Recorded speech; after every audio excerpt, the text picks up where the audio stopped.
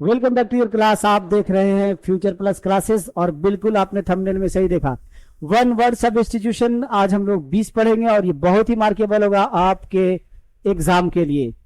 12th class के exam के लिए बहुत ही मार्केबल है। वन वर्ड सब्स्टिट्यूशन, 2 प्रश्न आते हैं। तो सबसे पहला प्रश्न हम लोग देखेंगे, ऑमनीसिएंट ये क्या है। सबसे पहले हम लोग ऑमनीसिएंट देखेंगे, ये क्या है।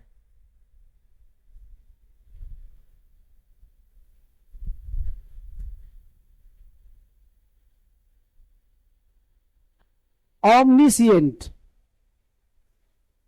ए पर्सन हु नोज एवरीथिंग, वह व्यक्ति जो सभी चीजों को जानता है। वह व्यक्ति जो सभी चीजों को जानता है वो कहलाता है omniscient, जिसको हम लोग कहते हैं हिंदी में सर्वज्ञ। सर्वज्ञ, सर्वज्ञानी, जो सभी चीजों को जानता है। ठीक है, अगर ये क्वेश्चन दिया हुआ रहेगा a person who knows everything और विकल्प में बहुत सारे 4 वर्ड होंगे, तो इसमें आपको ऑप्शन में ये मारना है, ये लिखना है ऑमनिशेंट यानी कि सर्वज्ञ। दूसरा है रेटिसेंट। ये रेटिसेंट क्या है, one who speaks less. One who speaks less, जो बहुत कम बोलता है, अर्थात अल्पभाषी। जो बहुत कम बोलता है अर्थात अल्पभाषी, वन हु स्पीक्स लेस, जो बहुत कम बोलता है यानी रेटिसेंट। इसके बाद है थिस्ट। थिस्ट क्या है, one who believes in God, जिसे भगवान में विश्वास हो, जो भगवान में विश्वास करता हो, अर्थात आस्तिक, जिसे भगवान में विश्वास हो और या भगवान में विश्वास करता हो, थिस्ट अर्थात आस्तिक। फिर आगे है centenarian, a person who is above 100 years, वह व्यक्ति जिसकी उम्र 100 साल से अधिक हो। शतायु, वह व्यक्ति जिसकी उम्र 100 साल से अधिक हो, शतायु अर्थात centenarian. A person who is above 100 years, वह व्यक्ति जिसकी उम्र 100 साल से अधिक हो।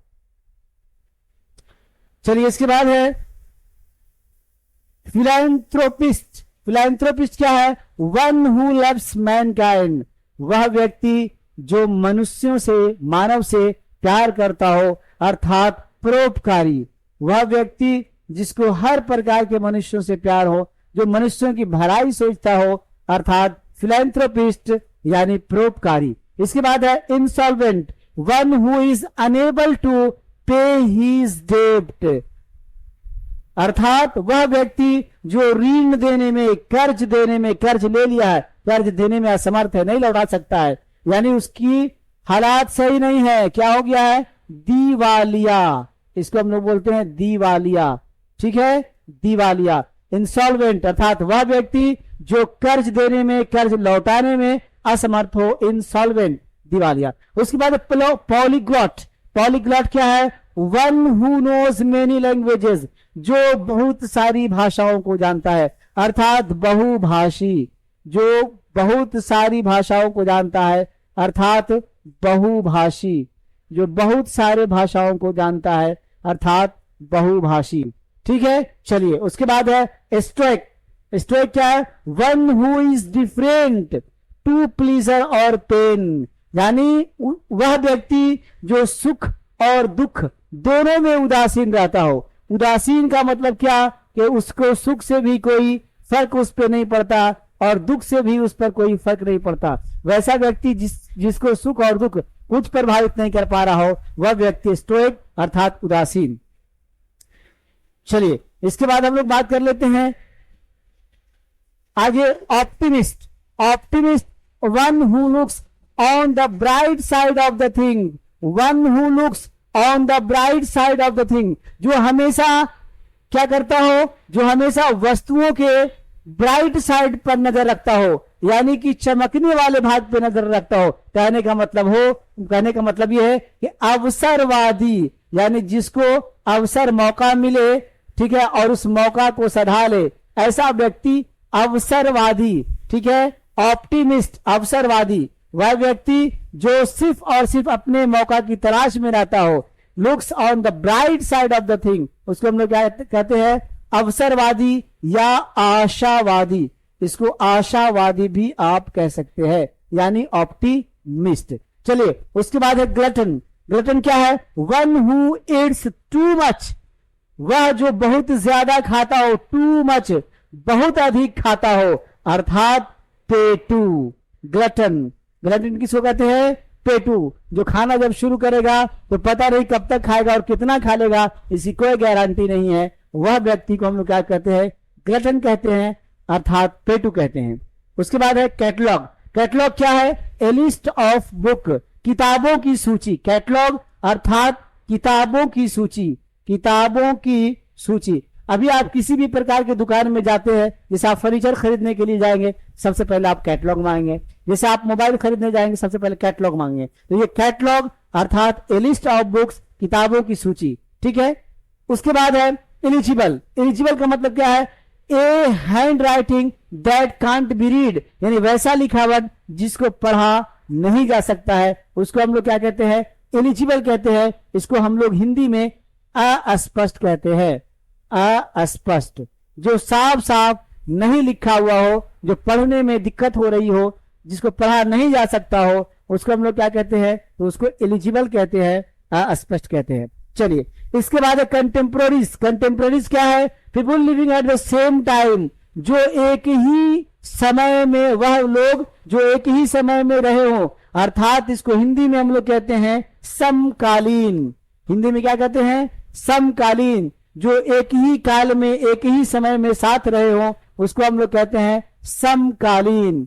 समकालीन, ठीक है। जैसे आपने इतिहासों में पढ़ा होगा, इतिहास के अंदर के जो है कबीरदास इस राजा के समकालीन थे, यानी उन्हीं के जमाने में, उन्हीं के समय में रहते थे। तो वो होता है कंटेम्पररीज, यानी कि एक ही समय में, एक ही काल में साथ में रहने वाला। चलिए, इसके बाद है फेटलिस्ट। फेटलिस्ट क्या है? One who believes in fate. Fate, जिस इंसान को विश्वास भाग्य पर हो, जो भाग्य पर विश्वास रखता हो। फेटलिस्ट अर्थात भाग्यवादी। फेटलिस्ट अर्थात भाग्यवादी, जिसको विश्वास भाग्य पर हो। जैसे यू आर फेटलिस्ट, इसका मतलब कि तुम वैसा व्यक्ति हो जो भाग्य में विश्वास करते हो। चलिए, उसके बाद है पेसिमिस्ट। पेसिमिस्ट क्या है? One who looks on the dark side of the thing. वस्तुओं के डार्क साइड देखने वाला, यानी वह साइड देखने वाला, उस तरफ देखने वाला जो वस्तुओं का डार्क साइड हो, अर्थात अंधेरे वाले साइड हो। कहने का मतलब यह है कि निराशावादी, यानी इसको अवसर से कोई मतलब नहीं है। यानी इसका ठीक उल्टा भी आपने ऊपर में पढ़ा, ऑप्टिमिस्ट, और ये इसी का उल्टा है आपका पेसिमिस्ट। निराशावादी अर्थात अवसरवादी नहीं, ये मौका की तलाश में नहीं रहता, इसको मौका मिले नहीं मिले इससे कोई मतलब नहीं है। ये निराशावादी है, अधिकतर निगेटिव है, अर्थात ये किसी भी प्रकार का अवसर की तलाश में नहीं रहता है। चलिए, इसके बाद है fastidious. A person difficult to please, यानी वैसा व्यक्ति जिसको बड़ी मुश्किल से हम लोग खुश कर पाते हैं। इसको आप कह सकते हैं तुनक मिजाज।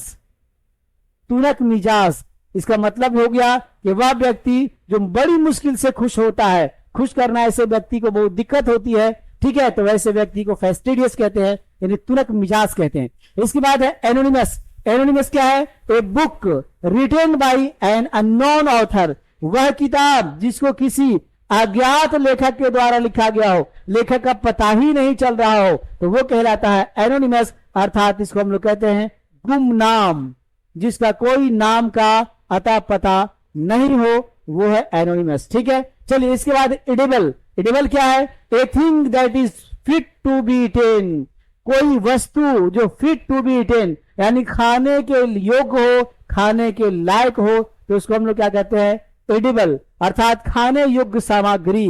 खाने योग्य सामग्री, उसको हम लोग क्या कहते हैं? एडिबल। चलिए, ठीक है। और इसके बाद है 18वां नंबर पे है honorary. Work for which no salary is paid, वह काम जिसके लिए किसी भी प्रकार का कोई सैलरी, कोई तनख्वाह, कोई वेतन नहीं दिया जाता हो, तो उसको हम लोग क्या कहते हैं? ऑनरेरी कहते हैं, ठीक है। जैसे अभी आपने परोपकारी पढ़ा था, वह व्यक्ति जो दूसरों की भलाई सोचता हो लेकिन उसमें उसका कोई अपना लाभ नहीं हो, वो आपको, वो था फेस्टिडियस, है ना। उसके बाद यहाँ पे ऑनरेरी, यानी वह काम जिसके लिए कोई तनख्वाह नहीं दिया जाता हो। उसके बाद इलिटरेट। इलिटरेट किसको कहते हैं?